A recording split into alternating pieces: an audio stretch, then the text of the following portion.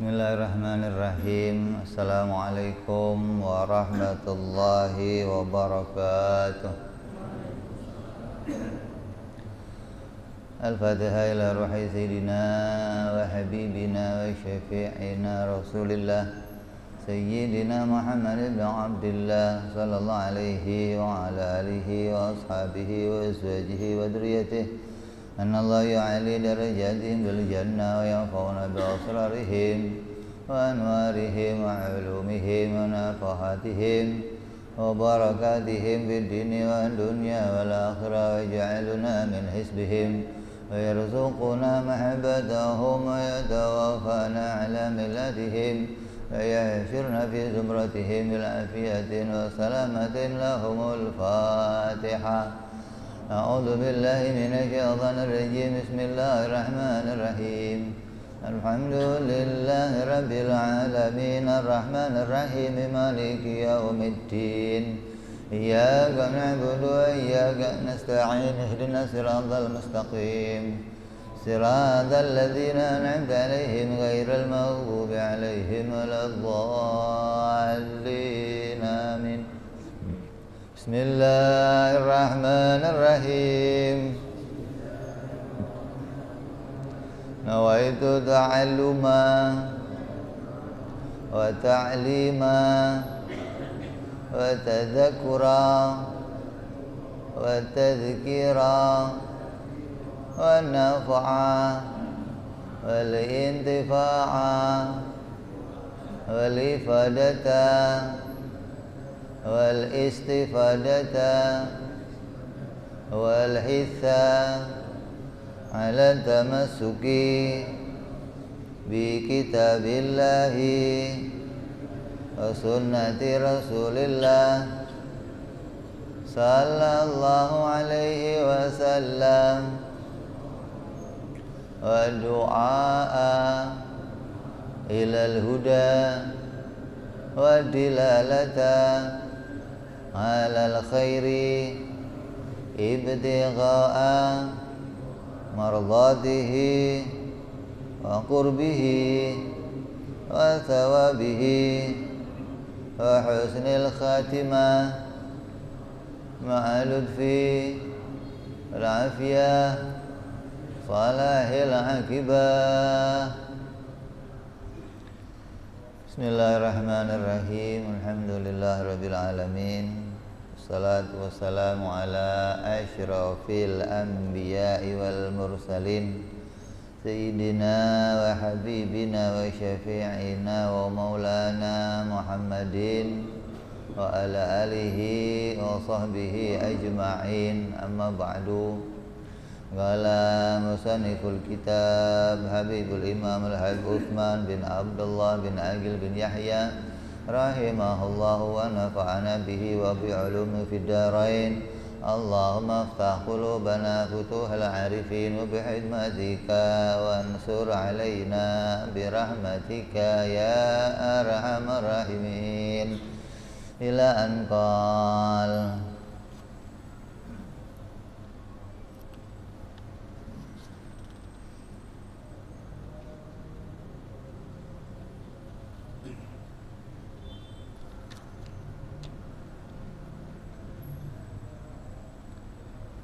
kemarin kita sampai kepada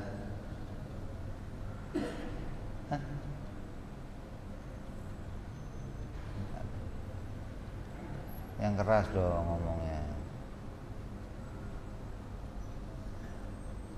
Ta'rif makna ketuhanan. Istighna, iftikor apa? Syahadat.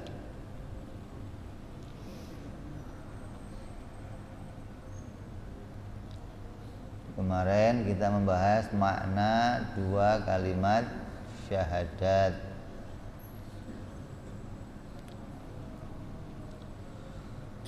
Itu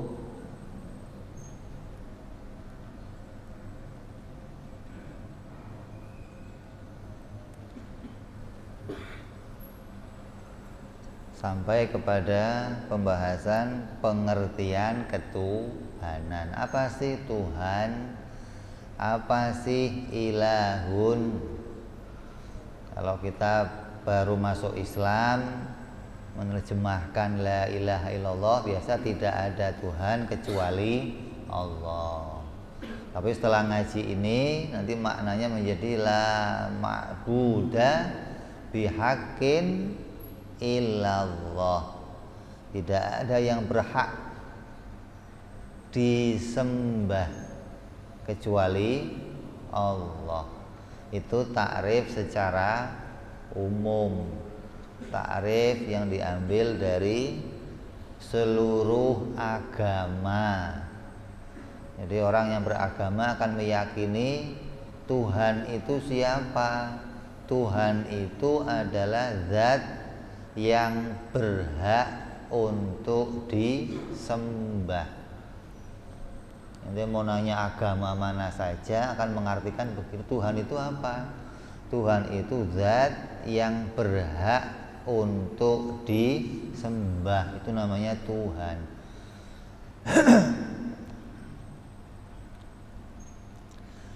Tapi musannif di sini punya takrif tersendiri. Musannif di sini punya takrif khusus yang beliau menjelaskan dengan takrifnya para ahli tauhid, para ahli usul. Beliau menjelaskan apa sih yang disebut dengan Tuhan. Tuhan dimengerti dengan istighna'ul ilah an kulli ma siwah waftiqaru kullu ma adahu ilaih.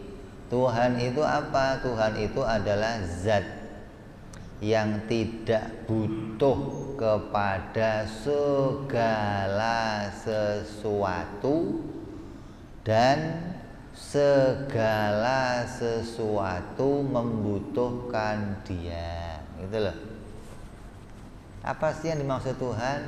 Tuhan itu adalah zat yang tidak butuh segalanya, dan segalanya selain Dia butuh kepada Allah. Ini takrif khusus namanya, bukan takrif umum, tapi takrif khusus. Kenapa? Karena takrif ini nanti akan memasukkan seluruh akidah yang sudah kita pelajari. Artinya setiap kita mengucapkan la ilaha illallah, hati kita teringat akidah-akidah yang sudah kita pelajari. Tapi kalau kita menggunakan takrif al-ma'bud bil haq, maka ta'rif-ta'rif itu tidak bisa masuk ke dalamnya.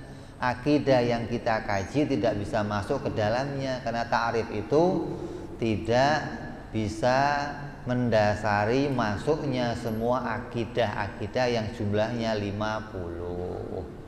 Maka musannif dengan ta'rif yang beliau buat, maka ta'rif itu adalah ta'rif yang akan memasukkan seluruh akidah yang sudah kita pelajari yang jumlahnya 50 akidah.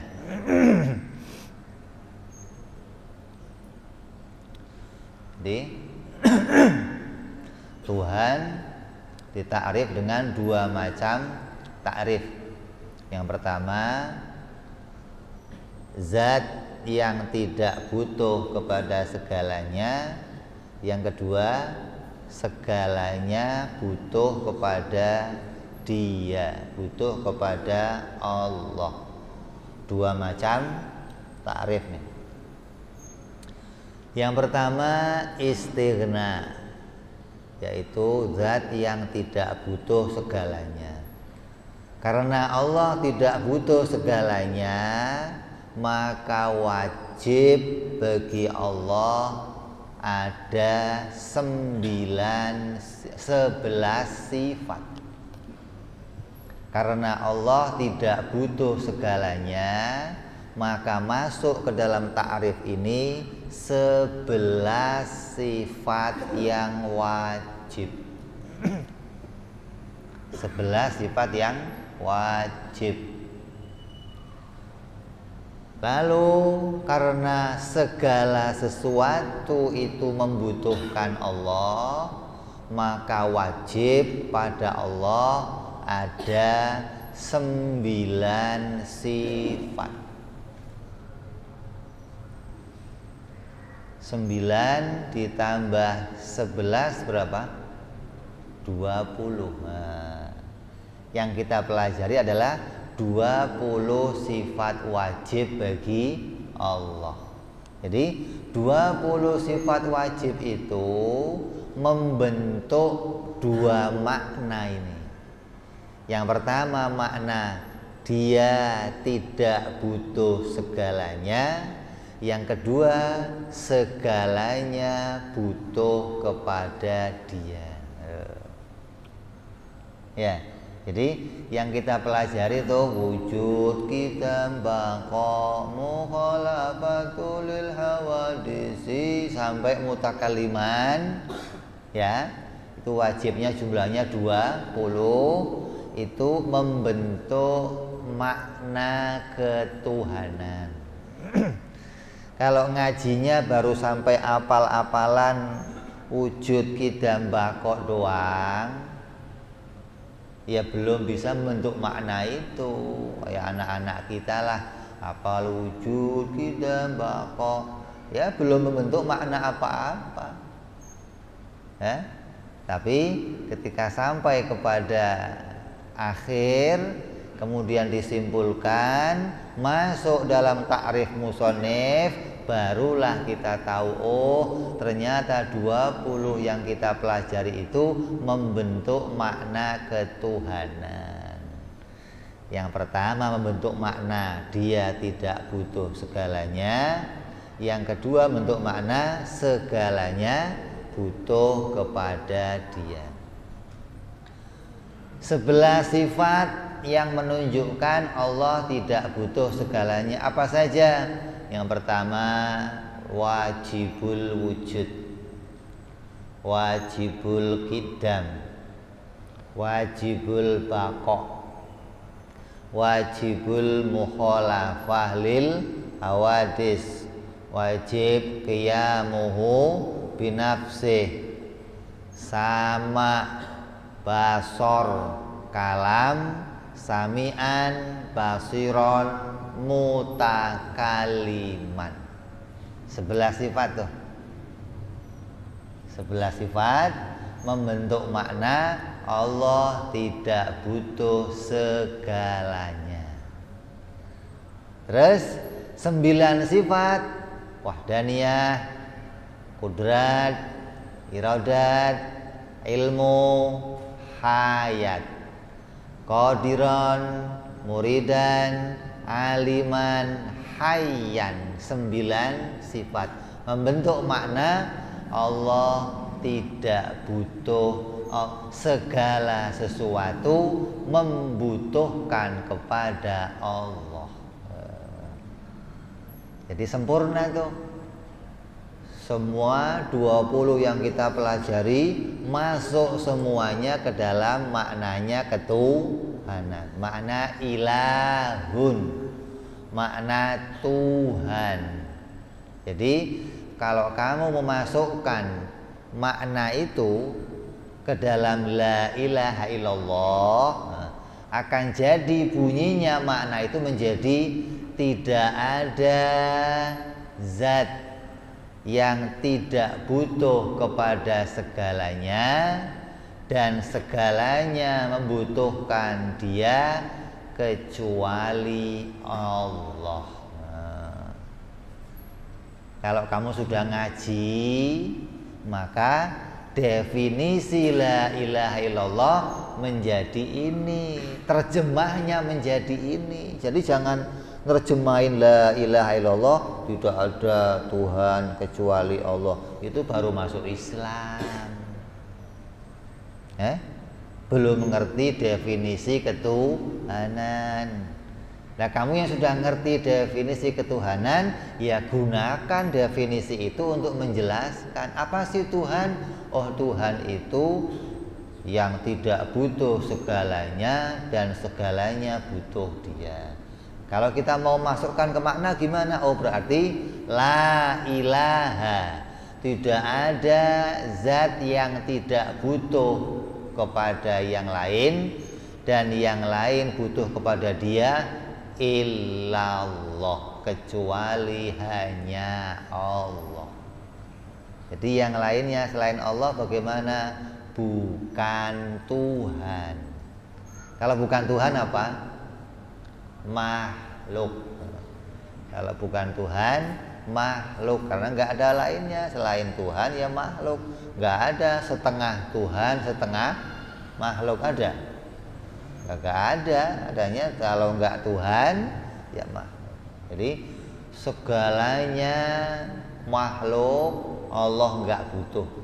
Apa saja Allah nggak butuh. Dan makhluk semuanya, siapapun juga dia pasti butuh kepada Allah.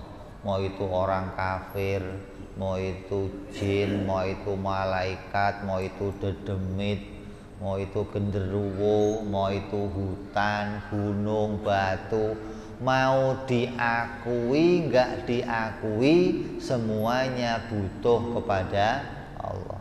Kenapa? Karena Dialah pencipta segala sesuatu. Dia yang menciptakan seluruh makhluk. Maka setiap yang diciptakan pasti butuh kepada Dia. Jadi kalau kamu zikir la ilaha illallah, maka maknanya apa? Hadirkan makna ini. Ya Allah, Engkau adalah zat yang gak butuh segalanya dan segalanya butuh kepada Engkau. La ilaha illallah. Muncul lagi, ya Allah, Engkau zat yang gak butuh segalanya dan kami, ya Allah, segala makhlukmu butuh kepada Engkau, ya Allah. Terus begitu hingga hadir makna ini tunduk di hadapan ketuhanannya Allah. Nah, kalau kamu nggak ngerti makna ini, ya cuma la ilaha illallah, tidak ada Tuhan kecuali Allah. Tuhan itu apa? Terus setiap makna itu hadir, engkau tidak butuh segalanya. Ingat tuh, engkau wajib wujud, wajib qidam, wajib baqa sampai selesainya. Tapi kan sulit, Beb, menghadirkan itu satu-satu kan sulit. Kalau ngucapin la ilaha illallah suruh ingat semuanya ya sulit.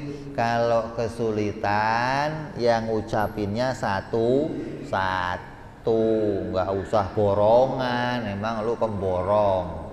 Nanti kalau sudah biasa, lama-lama teringat semuanya. Kalau pertama memang sulit, satu ucapan harus menghadirkan semua makna yang tersimpan di hati kita, sulit. Karena pikiran kamu masih isinya macem-macem, ada utang, ada bayaran sekolah, ada bayaran kontrakan, ada token listrik, banyak tuh pikirannya tuh. Maka kalau suruh masuk semuanya nggak bisa, maka satu per satu.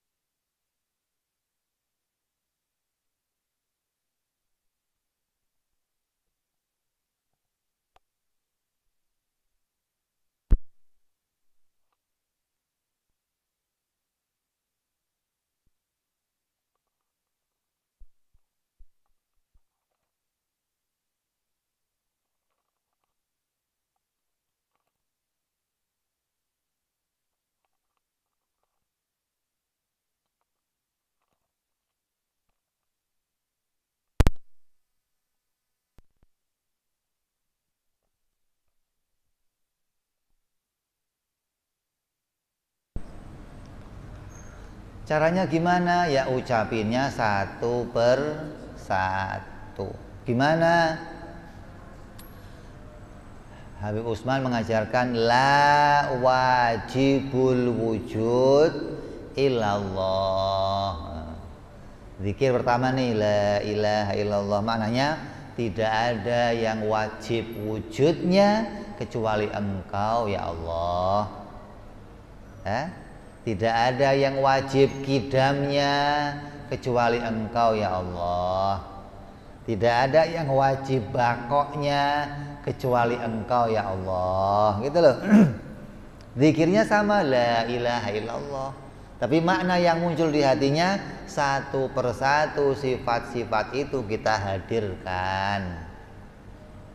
Tidak ada yang berkuasa kecuali Engkau ya Allah. Tidak ada yang berkehendak kecuali Engkau ya Allah. Tidak ada yang wajib mengetahui segalanya kecuali Engkau ya Allah. Satu-satu tuh. Hingga tiap ngucapin la ilaha illallah, pikiran kita, hati kita langsung connect kepada Allah. Jangan sampai nanti ketika ngucapin la ilaha illallah, pikirannya, hatinya, connectnya sama berkat. Jangan lo yang diingat berkat aja, la ilaha illallah, berkatnya mana nggak keluar. Kayaknya geda, tapi hatinya nggak ingat Allah. Makanya dalam kitab Tauhid, dalam kitab Hikam, Imam Ibnu Athaillah itu berapa kali bait-bait hikmah beliau menjelaskan jangan terburu-buru ikut ahli thariqah. Jangan terburu-buru ngurusin zikir. Kenapa? Karena zikir itu untuk mengingat Allah, sedangkan kamu kenal aja belum sama Allah. Yang mau diingat apanya Allah? Orang zikir 1000, 2000, 10.000 boleh nggak? Ya boleh aja. Gunanya untuk apa? Ingat Allah. Lah saya nanya, yang kamu ingat apanya Allah? Sedangkan Allahnya aja belum kenal, sifat-sifatnya nggak tahu, hak-haknya Allah nggak paham. Terus mau zikir buru-buru ikut ahli thariqah, pingin buru-buru jadi walinya Allah, ngimpi. Jangan ngimpi, jangan. Nggak ada wali-walinya Allah, aulia Allah. Kok nggak kenal Allah? Nggak ada. Coba Habib Husain yang makomnya kita muliakan, apa di situ namanya? Al-Habib Husain apa? Al-Arif Billah. Orang yang kenal kepada Allah, orang yang ma'rifat kepada Allah, orang yang alim kepada Allah. Nggak mungkin kamu jadi wali, nggak mungkin. Kalau kamu nggak kenal sifat-sifat Allah, nggak mungkin. Jangan ngimpi, jangan. Jadi buru-buru ikut ahli thariqah, mau thariqah apa saja. Di Jatman itu banyak thariqah, ratusan thariqah. Dulu saya pernah ikut hadir dari Libanon, ada Syekh Abdullah Harari namanya, datang ke Indonesia. Banyak tuh yang mau baiat thariqah sama dia. Ketika akan baiat sama beliau sudah ngerti sifat 20, ngerti akidah, ngerti yang wajib, mustahil, jaiz bagi Allah, belum pulang. Ngaji dulu. Saya nggak membaiat orang yang nggak kenal Allah. Itu ahli thariqah namanya. Lah kalau ada orang mau ikut thariqah Pak, oh ya itu pendaftaran sana ya, bayar 30.000 ya pendaftarannya.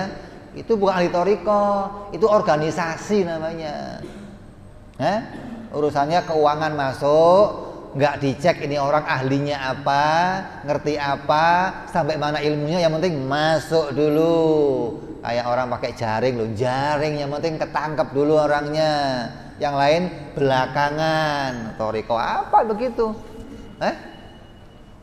Makanya hati-hati, diingatkan berkali-kali, jangan langsung ikut thariqah, buru-buru ngurusin zikir tapi nggak pernah kenal kepada Allah Subhanahu wa ta'ala. Maka ngaji ini dulu. Kalau kamu ngaji ini, nggak usah zikir ribuan, sekali zikir naik makom kamu, naik kedudukan kamu. Sekali zikir, satu ucapan kamu la ilaha illallah, menaikkan makom kamu di hadapannya Allah. Kenapa? Hati kamu ingat Allah. Ini zikirnya ribuan kali sampai ngiler, tapi nggak ingat Allah. Dapatnya apa? Yang ngiler tadi dapatnya. Dapat apa lagi? Yang namanya zikir itu diberi pahala dari mana? Dari mengucapkan sesuatu dan hatinya ingat Allah. Nah, kalau nggak ingat Allah, yang mau diraih pahala apa? Oh, saya latihan zikir, Bib. Ya nggak apa-apa, namanya latihan zikir. Kayak anak kecil latihan sholat lah.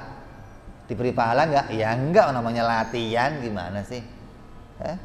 Maka jangan sampai sia-sia yang kamu lakukan, ya.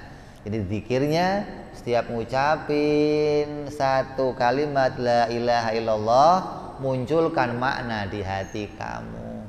Pertamanya pelan, munculkan makna pelan, munculkan makna pelan, sampai nanti terbiasa cepat.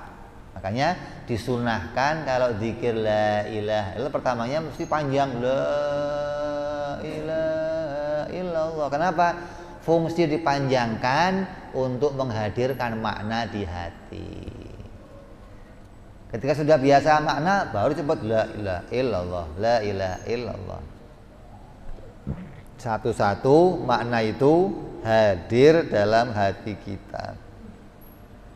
Tidak ada yang harus disembah, tidak ada yang wajib disembah kecuali Engkau ya Allah. Nah, jelas gitu. Tidak ada la khaliqa illallah, al khaliqu kulli syai'. Tidak ada pencipta langit bumi kecuali Engkau ya Allah, pencipta langit bumi. La raziqa illallah ar-raziqu kulli syai'. Tidak ada yang mengatur rezeki, membagi rezeki kecuali Engkau ya Allah. Muncul tuh hatinya satu-satu.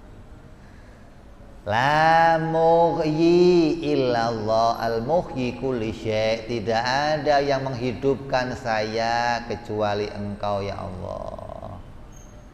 Tidak ada yang mematikan saya kecuali Engkau ya Allah. Hingga kamu nanti ditabrak kereta, ditembak sama meriam, dibom pakai bom atom, mati sekalian, hatinya la ilaha illallah. Tidak ada yang mematikan saya kecuali Engkau ya Allah.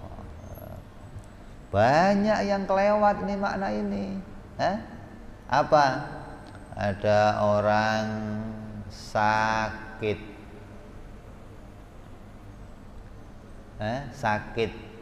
sakitnya harus minum obat. Maka dia di sebelah tempat tidurnya ada obat, ada air lengkap, ada buah-buahan, ada tetek, ada bengek. Begitu kumat, maka diambil obatnya untuk diminum. Begitu mau ambil air, gelasnya pecah, obatnya nggak tertelan, mati. Begitu mau mati, hatinya ngomong, ya Allah, coba tadi saya minum obat, saya nggak mati ya Allah. Loh, maka dia mati su'ul khatimah. Kenapa? Mati dalam keadaan syirik kepada Allah, menganggap yang bisa memanjangkan umurnya adalah obat tadi. Dianggap mati itu bukan takdirnya Allah. Maka kalau kamu sudah ngaji ini, mau obatnya kamu minum, mau belum kamu minum, kalau jadwal mati, la ilaha illallah, tidak ada yang mematikan saya kecuali Engkau ya Allah. Begitu. Walaupun di medan perang kamu ditusuk pedang, dibacok, ditembak, hatinya la ilaha illallah. Kelaparan, hidupnya sudah berantakan keluarga, nggak punya duit, nggak bisa makan, udah payah, datang orang bawa rezeki ini buat kamu. Terus hatinya Kalau nggak ada kamu nggak hidup saya lah. Nanti Dajjal itu membawa fitnah yang seperti itu. Dajjal akan datang dalam keadaan manusia berada dalam kelaparan dan kehausan. Kenapa? Dunia diberhentikan oleh Allah dari hujan. Setahun pertama nggak hujan sekian bulan. Tahun kedua nggak hujan lebih lama lagi. Tahun ketiga lebih lama lagi nggak hujan hingga dunia kering kerontang, nggak ada tumbuhan tumbuh kali pada saat manusia kelaparan dan kehausan. Maka dikala itu Dajjal muncul mengatakan saya adalah Tuhan. Maka orang-orang berbondong-bondong beri kami makanan. Makanan dimunculkan. Maka mengatakan kamu Tuhan kami, kalau nggak ada kamu kami mati loh. Tertipu, dianggap yang memberi rezeki adalah Dajjal. Ini fitnah yang luar biasa. Maka kata Nabi, fitnah yang terbesar adalah fitnahnya Dajjal. Nah sebelum Dajjal muncul, fitnah-fitnah kecil yang sekarang kita hadapi, yang kecil aja kadang kita nggak sanggup untuk menang. Gimana ketemu sama Dajjal nanti? Ya, jadi kita harus senantiasa mengembalikan semuanya kepada Allah, karena itu semua haknya Allah. Menghidupkan haknya Allah, mematikan haknya Allah, merezekikan haknya Allah, disembah itu juga haknya Allah. Lanjut lagi, Habib Utsman mengajarkan la muharrika illallah. Tidak ada yang bisa menggerakkan badan saya kecuali Engkau ya Allah. Ini orang yang sakit stroke nggak stres. Banyak orang sakit stroke, stres. Kenapa nggak bisa gerak tangan saya? Kenapa nggak bisa? Yang menggerakkan Allah. Kita bisa gerak takbir. Ini digerakkan oleh Allah, nggak gerak sendiri nggak. Jangan dianggap Allah menitipkan kekuatan dalam diri kita, terus dari dalam diri kita muncul kemampuan untuk mengangkat tangan. Enggak begitu, enggak. Keyakinannya salah itu. Itu keyakinannya Mu'tazilah. Kata keyakinannya Salafi, Wahabi begitu. Kita enggak begitu keyakinannya. Allah yang menolong saya bergerak. Allah yang menolong saya ruku. Allah yang menolong saya sujud. Begitu. Bukan Allah ngasih kekuatan, dari dalam kekuatan itu muncul kemampuan untuk ruku, untuk sujud, untuk mukul orang, untuk naik mobil, naik motor, untuk mijit, untuk. Tapi Allah yang menolong kita, menggerakkan tangan kita, menggerakkan kaki kita sampai kepada tujuannya. La muharrika illallah. Tidak ada yang menggerakkan kecuali Engkau ya Allah.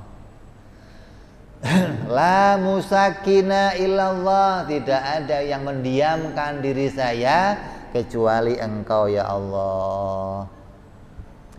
Ketika tangannya dibikin stroke, nggak bisa gerak, ya terima, ini yang Engkau ya Allah. Ini ujian dari Engkau ya Allah. Nggak stres, ya Allah, dosa apa saya kok begini, banyak dosa lu, nggak usah pakai nanya dosa apa. Lu kayak nabi aja nanya dosa apa. Manusia dosa sabrek-abrek. Ente dari mulai melek mata sampai mau tidur kedip berapa kali kira-kira? Banyak nggak kedipnya? Itu dosa kamu lebih banyak dari kedipan mata kita. Kok bisa, Beb? Kadang kamu belum berkedip, dosanya udah nambah. Ada cewek melotot, wah, belum kedip udah nambah dosanya, masya Allah. Apalagi kedip-kedip begini-begini, tambah dosa semua dah. Kok pakai nanya dosa apa saya kok begini? Udah.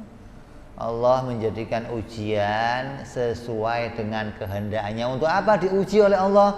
Allah mau menaikkan derajat kita. Jadi jangan nanya dosa apa kalau sakit. Lah Nabi Ayub dosanya apa sakit? Nabi Ayub sakit berapa tahun? 18 tahun coba.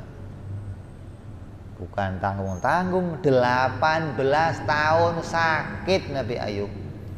Nabi maksum, gak punya dosa. Kenapa? Allah beri ujian, pangkatnya mau dinaikkan oleh Allah Subhanahu wa taala. Begitu. Jadi kalau kita terima ujian, walaupun ujian yang kecil tertusuk duri di jalan, Allah mau menaikkan derajat kamu. Kalau kamu sabar menerima ujian itu. Apa enggak? Jangan dianggap, kenapa kok begini, kenapa? Allah memberi ujian yang macam-macam. Tidak ada yang menggerakkan kecuali Engkau ya Allah. Tidak ada yang mendiamkan kecuali Engkau ya Allah. Ini satu persatu kita hadirkan makna itu.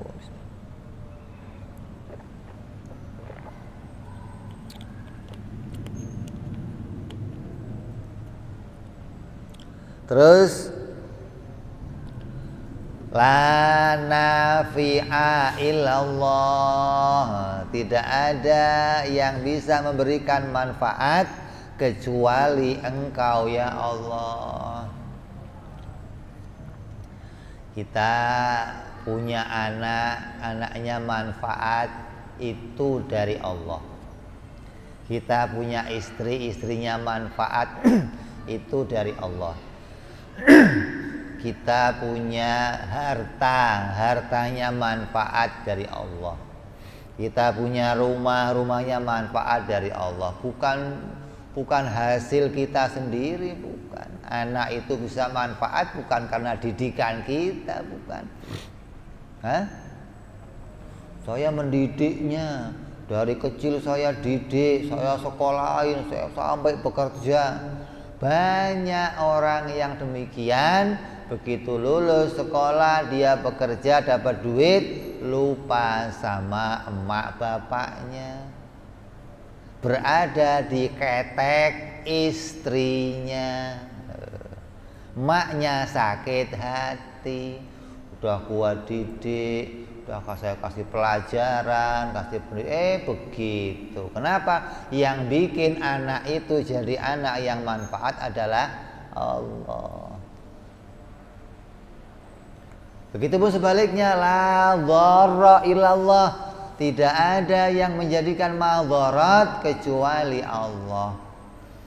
Anaknya dididik, punya anak 7, semua dididik jadi anak-anak yang baik. Satunya gagal cetak. Kenapa? Jadi pencuri, jadi penjudi, jadi pezina, jadi narkoba. Yang lainnya baik semua, insinyur, doktor, ustadz, pegawai negeri. Ini satu kok begini, kenapa? Allah yang menjadikan madarat. Untuk apa? Allah mengingatkan kita bahwa yang menjadikan anak itu baik adalah Allah, bukan orang tuanya. Kalau orang tua yang bisa bikin anak jadi baik, 7-7-nya dicetak jadi baik. Kenapa kok 6 doang yang dicetak? Yang 7 kenapa nggak sekalian yang ini udah saya ajarin nggak mempan-mempan, Bib. Itu tandanya Allah yang menjadikan mereka jadi baik, dan Allah yang menguji kita dengan ujian menjadikan anak itu jadi jelek gitu. Jadi jangan kenapa kok ya usah tanya kenapa nggak usah ya Allah. Mudah-mudahan anak itu diberi hidayah. Itu fungsinya agar kita terus berharap kepada Allah, berdoa kepada Allah, bergantung kepada Allah. Kalau semua anaknya baik, kamu lupa diri, menganggap gua berhasil didik semuanya tuh, jadi anak yang baik semuanya. Ente belajar sama saya cara didik anak. Akan begitu nanti. Tapi Allah ingatkan kita, dengan menjadikan satu anak jadi anak yang jelek, itu pengingat untuk orang tuanya bahwa anak-anak yang baik datang dari Allah. Begitupun rumah yang baik manfaat dari Allah, punya motor manfaat dari Allah, punya harta manfaat dari Allah. Ada punya harta habis, Korun punya harta habis, Sa'labah punya harta habis, nggak manfaat hartanya. Kenapa?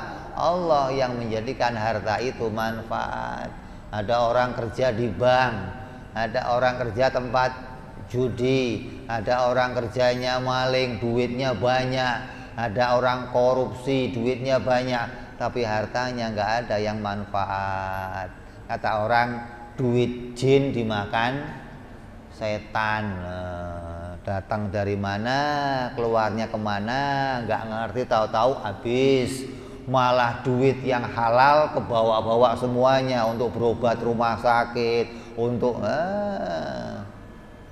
menunjukkan yang menjadikan manfaat adalah Allah. Jadi satu-satu kita hadirkan tuh la ilaha illallah, la muharrika illallah, tidak ada yang menggerakkan kecuali Allah. Tidak ada yang menjadikan diam kecuali Allah. Tidak ada yang menjadikan manfaat kecuali Engkau ya Allah, satu-satu. Sampai nanti bisa teringat dengan cepat. Gimana? Malah justru orang-orang ahli thariqah, kalau zikir la ilaha illallah, bagi mereka zikir itu kepanjangan. La ilaha illallah, kan fungsinya zikir itu untuk menghadirkan agar kamu ingat kepada Allah, kan begitu kan? Jadi kalimat la ilaha illallah kamu baca tujuannya pengen ingat kepada Allah. Nah, bagi ahli thariqah yang sudah zikirnya itu enggak 1000 2000, yang sudah 1 juta 2 juta, itu kepanjangan, makan waktu. Gimana? Disingkat sama mereka agar apa? Lebih cepat menghadirkan makna ketuhanan, agar lebih cepat menghadirkan ingatan kepada hak-haknya Allah. Yang tadinya la ilaha illallah disingkat jadi illallah. Illallah, illallah, sama tujuannya. Illallah, illallah kata mereka masih kepanjangan. Illallah, tidak ada yang menghadirkan illallah yang diingat kecuali Engkau ya Allah. Apa yang muncul? Muncul mulanya illallah. Manfaat illallah, madarat illallah, rezeki illallah. Kata mereka, oh ini illallah masih kepanjangan juga, disingkat apa? Illallah kurang cepat, disingkat Allah. Allah, Allah, Allah, Allah. Ada lagi yang saking Allah masih kepanjangan, oh, kebangetan enggak? Disingkat lagi apa? Hu. Kan la ilaha illallah, la ilaha illallah, la. Sampai apa bunyinya apa? Hu. Dia, hanya dia, hanya dia, hanya dia, masih kepanjangan dia. Karena fungsinya kalimat zikir untuk menghadirkan ingatan kepada Allah. Semakin sedikit zikirnya, lebih banyak ingatnya, lebih banyak dia zikir untuk menyebut namanya Allah. Ini para ahli thariqah nih, yang caranya macam-macam lah. Boleh nggak Habib? Boleh, yang penting tujuannya ingat Allah. Jangan tujuannya hanya untuk gadek-gadek aja. Ada yang thariqah ngurusinya la illallah, la illallah, la. Boleh Habib? Ya boleh kalau ingat Allah. Kalau enggak pulang kerokan doang, masuk angin, kamu leher patah-patah, pijet akhirnya. Ingat Allah maka kagak lehernya kepatahan semua. Itu kan cara, ya boleh. Di Turki itu ahli thariqah di sana kalau zikir nggak cuman kepalanya yang gedek, badannya ikut gerak, la ilaha illallah, la sambil berdiri, illallah, la ilaha. Boleh, boleh. Kamu mau pakai cara sambil keruwel-keruwel kayang sambil, boleh. Yang penting tujuannya mau inget Allah gitu loh. Duduk rapi pakai peci, la ilaha illallah. Ingat enggak, ngapain? Ingat kagak apa kagak? Tujuannya mau ingat Allah. Makanya kamu dituntut yang paling utama apa? Ngaji dulu sifat-sifat Allah sampai ma'rifatullah. Emangnya ada perintahnya langsung? Ada Quran langsung yang merintahin kita, fa'lam annahu la ilaha illallah. Itu Quran itu. Ketahuilah tidak ada zat yang tidak butuh kepada segalanya dan segalanya butuh kepada Dia kecuali Allah. Ketahuilah. Allah ngomong apa? Ketahuilah. Bukan dengarkanlah, bacalah, ingatlah, ucapkanlah. Bukan. Allah katakan ketahuilah. Makanya dengan dasar ini kita ingin menjadi orang-orang yang sesuai dengan perintahnya Allah, mengetahui sifat-sifat Allah, lalu memperbanyak menyebut namanya Allah, mengingat kepada Allah Subhanahu wa ta'ala. Agar apa? Agar hati kita senantiasa connect kepada Allah, hingga ketika kita mati datang malaikat untuk menjemput nyawa kita, yang ketika dia menjemput dalam keadaan mendesak, mendadak, cepat. Kematian itu mendadak, cepat, terus singkat, nggak pakai pamitan. Lah ketika waktu itu kita nggak terbiasa zikir ini, yang mau kita ingat apa? Ketika sudah terbiasa, maka barulah kita bisa mengingat ini walaupun mendadak. Ini harapan kita demikian. Jadi di waktu yang longgar sekarang ini, biasakan mengingat kalimat itu beserta isinya. Harapannya apa? Nanti dikala kita mendadak, dikala kita datang waktu yang penting, masih bisa mengingat kalimat tersebut beserta makna-maknanya. Sekarang masuk waktu Isya, kita dengar adzan Isya sebentar. Mulai.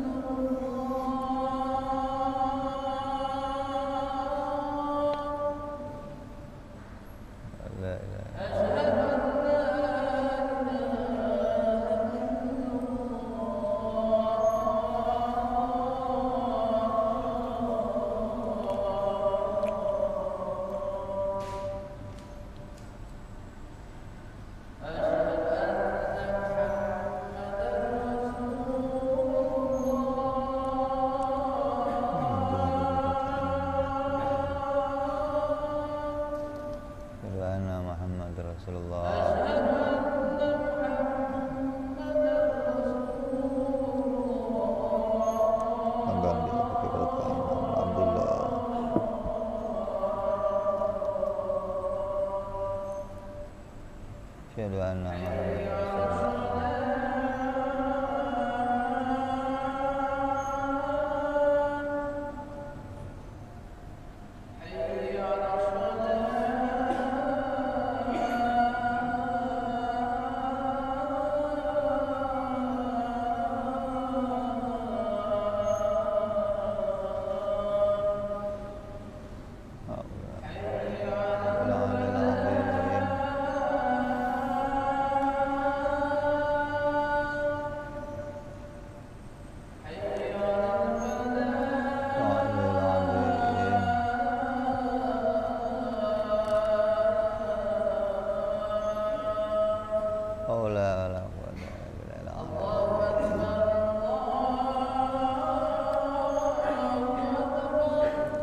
Allahu Akbar, Allahu Akbar.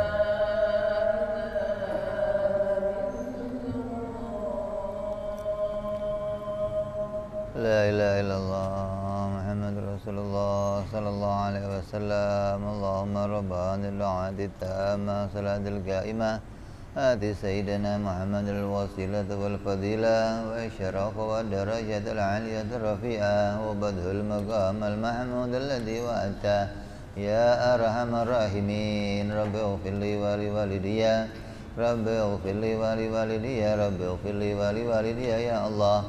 Rabbi ighfirli wa li walidayya, Rabbi ighfirli wa li walidayya warhamhuma kama rabbayana shaghira.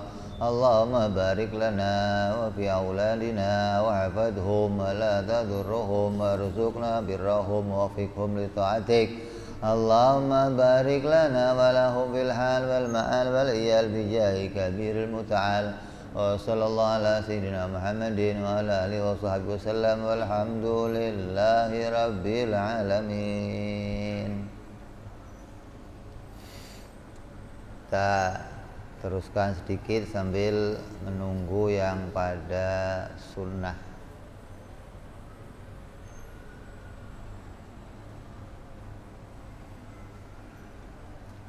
Ya, jadi ketika kita belum bisa menghadirkan makna-makna ini seluruhnya, maka paling tidak kita menghadirkan makna yang paling pokok, yaitu apa? Dua takrif ketuhanan. Tidak ada zat yang maha kaya kecuali Engkau ya Allah. Tidak ada yang bisa memenuhi kebutuhan kami ya Allah kecuali Engkau. Tidak ada yang kami butuhkan zat yang lain kecuali Engkau ya Allah. Ini dua makna ini nih. Karena Allah adalah zat yang tidak butuh segala sesuatu dan segalanya butuh kepada Allah. Apabila seseorang bisa mengucapkan ini sampai mendarah daging, maka Allah akan memberikan kepada dia banyak keistimewaan dan pertolongan Allah yang tidak terduga. Apabila bisa mendarah daging.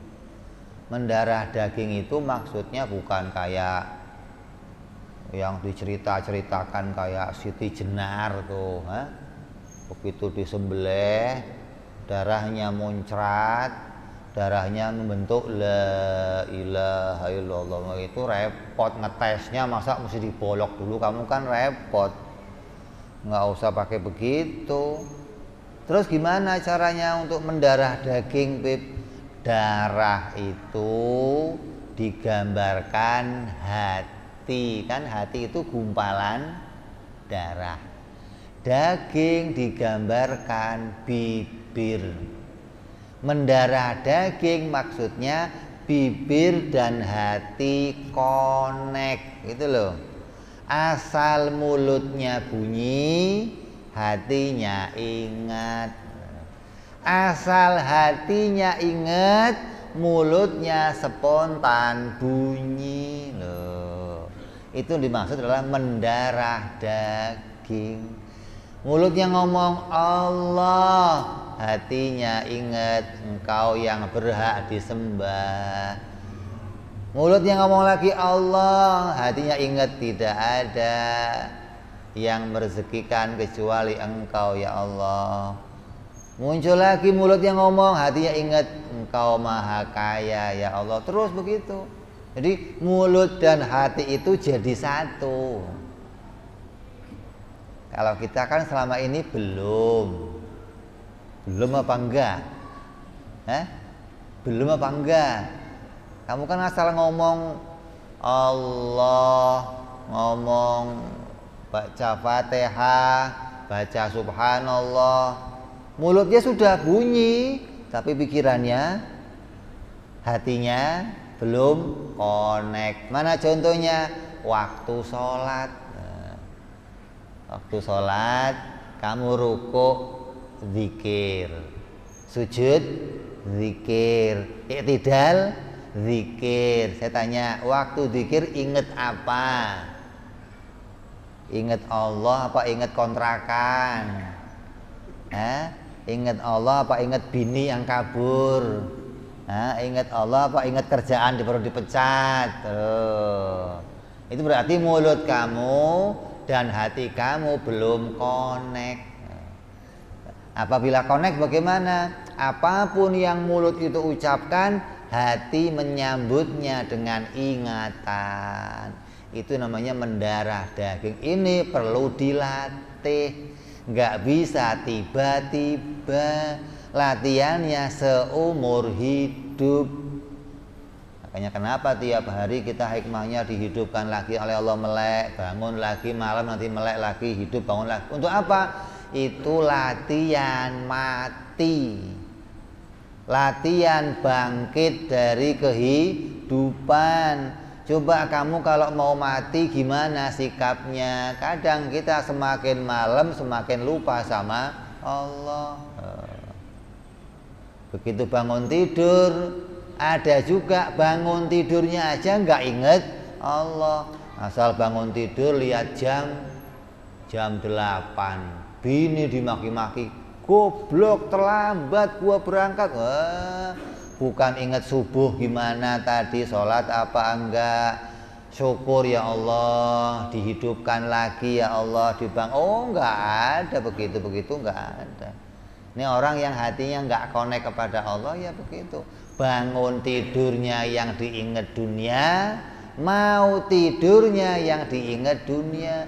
Padahal itu semua ujian untuk kita. Bagaimana sikap kita mau tidur, bagaimana sikap kita bangun tidur. Mau tidur ngapain? Sikap kita akan menghadapi kematian.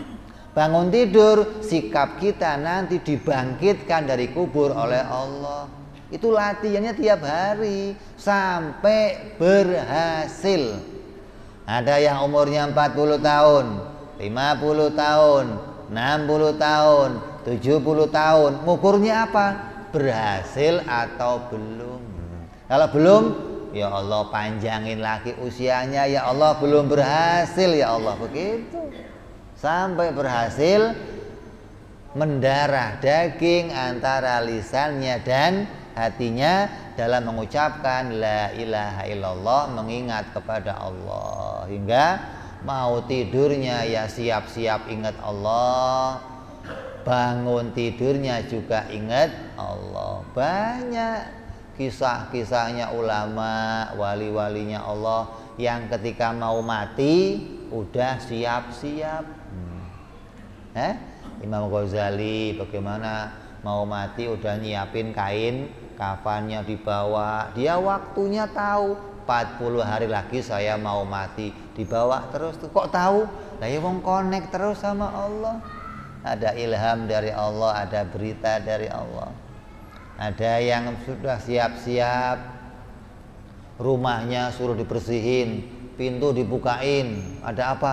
Ada tamu besar mau datang. Orang rumah nggak siapa? Nggak taunya Israel yang datang. Siap-siap. Kenapa? Karena tiap hari dia siap-siap untuk mati, gitu loh. Ketika mau tidur siap-siap, ya Allah, saya rebahkan badan saya ini karena Engkau ya Allah, saya tutup mata saya karena Engkau ya Allah, saya melek juga karena Engkau. Itu siap-siap terus tuh. Sampai nanti akan mati yang sebenarnya pun diberitakan oleh Allah kapan waktu kematiannya, hingga dia siap-siap, hingga nggak ada bagi dia waktu mendadak, nggak ada. Tapi bagi orang yang nggak pernah biasa ini, mendadak, kaget, linglung, kadang suruh nyebut pak, nyebut, nyebut apa nggak ngerti. Pak istighfar, Pak istighfar. Emang dia betul-betul lupa, nggak ngerti apa yang mau diingat, linglung, tahu nggak ente? Kenapa? Karena nggak terbiasa dari awal untuk mengingat kepada Allah Subhanahu wa Ta'ala. Mudah-mudahan apa yang kita kaji, apa yang kita pelajari membuat hati kita bisa ingat kepada Allah, lisan kita zikir kepada Allah, kita dimudahkan oleh Allah pada kehidupan kita, sampai nanti hari kematian kita mudah mengucapkan la ilaha illallah Muhammadur Rasulullah. Kita semua mati dalam keadaan husnul khatimah, selamat di dunia sampai di akhirat. Amin ya rabbal ala hadhihi niyyah wa ala niyatin shalihah wa ila hadratin nabi. Al-Fatihah. A'udzu billahi minasyaitonir rajim. Bismillahirrahmanirrahim. Alhamdulillahirabbil alamin arrahmanir rahim maliki yaumiddin. Iyyaka na'budu wa iyyaka nasta'in. Ihdinas siratal mustaqim. Siratal ladzina an'amta 'alaihim ghairil maghdubi 'alaihim waladdallin. Amin. Ya أننا أسرفنا وأننا أسرفنا فتوب علينا توبة واستر لنا أوراتي وآمن روآتي واغفر ربي ومولودينا وسائر العلان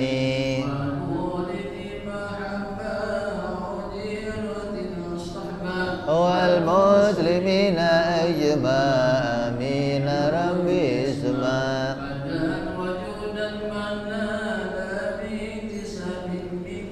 بالمصطفى رسولنا الله بكل سولي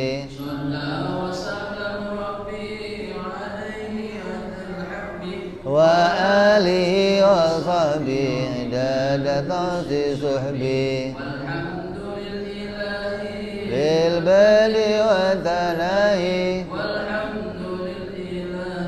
lil bali wa tanahi subhana rabbika rabbil izzati amma yasifun salamun alal mursalin walhamdulillahi rabbil alamin. Assalamualaikum warahmatullahi wabarakatuh.